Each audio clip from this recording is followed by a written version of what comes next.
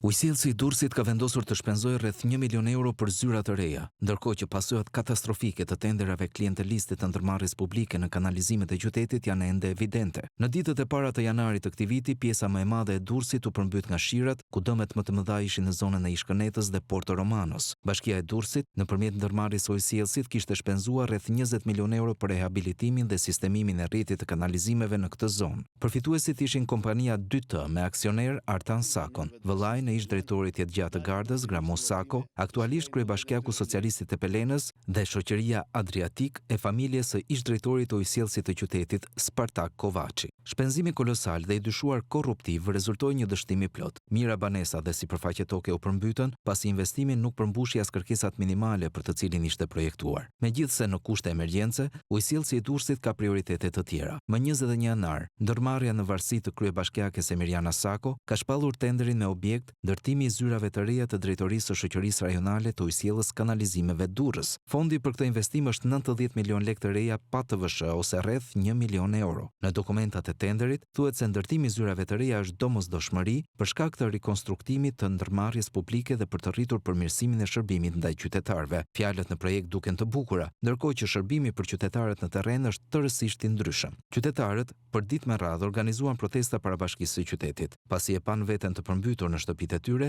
fal projekteve skandaloze të ujësjellsit. Në përgjigje të reagimit qytetar, bashkia dhe ujësjellsi kanë vendosur të shpenzojnë rreth 1 miliard lekë të vjetra për zyrat e administratës.